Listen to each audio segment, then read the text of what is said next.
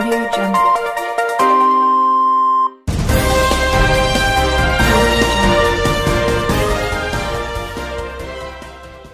चाहे छोटा व्यापारी हो या बड़ा, चाहे छोटा मैन्युफैक्चरर हो या बड़ा, अगर उसका शटर बंद होता है तो उसका परेशान होना वाजिब है। इन दिनों कुछ ऐसा ही हाल है दिल्ली के बवाना इंडस्ट्रियल एरिया का, जहां के व्यापारियों की रातों की नींद और दिन का चैन उड़ा हुआ है। यही वजह है कि व्यापारी सड़क पर हैं और उनका धंधा पूरी तरह ठप हो चुका है। बवाना में मल्टीप्लिसिटी ऑफ अथॉरिटीज है जो हमारा शोषण करते हैं।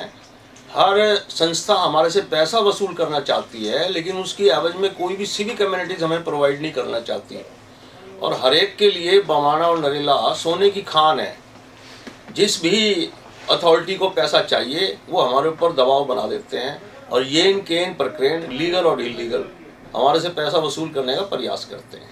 छोटे छोटे मुद्दों को लेकर फैक्ट्री सील की जा रही है। मामला प्रॉपर्टी टैक्स का हो, लीज से संबंधित हो या फैक्ट्री लाइसेंसिंग का, व्यापारी अफसरों की लाल फीताशाही का शिकार हो रहे हैं, जिसको लेकर व्यापारी इतनी दहशत में हैं कि अब उनकी जान पर बन आई है। बवाना इंडस्ट्रियल एरिया के एक नामी बिजनेसमैन श्री विकास कुमार कहते हैं कि सरकार को इस संबंध में कोई स्पष्ट नीति अपनानी चाहिए। छोटे छोटे इश्यूज की वजह से सील किया जा रहा है और प्रॉब्लम ये है कि ये एशिया का सबसे बड़ा इंडस्ट्रियल एरिया जहाँ पे 16,300 से ऊपर फैक्ट्रीज हैं। उन फैक्ट्रीज में से मैक्सिमम के अंदर कोई कूड़ा का इशू हो, कोई प्रॉपर्टी टैक्स का हो, कोई बिजली का हो, पानी का हो, स्मॉल इश्यूज पे इतना हार्ड डिसीजन लिया जा रहा है कि डायरेक्टली सीलिंग्स हो रही है।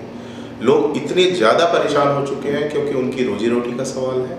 ये लोग फैक्ट्री छोड़ के यहाँ से दिल्ली से बाहर भाग रहे हैं। यहाँ पे ऑलमोस्ट डायरेक्ट और इनडायरेक्ट 4 लाख फैमिली से ऊपर लोग इन्वॉल्व है इसके अंदर। विकास जी मानते हैं कि सरकार इस मुद्दे को लेकर हिटलरशाही कर रही है। यहाँ केवल व्यापारी ही नहीं बल्कि लाखों श्रमिकों की रोजी रोटी का भी सवाल है।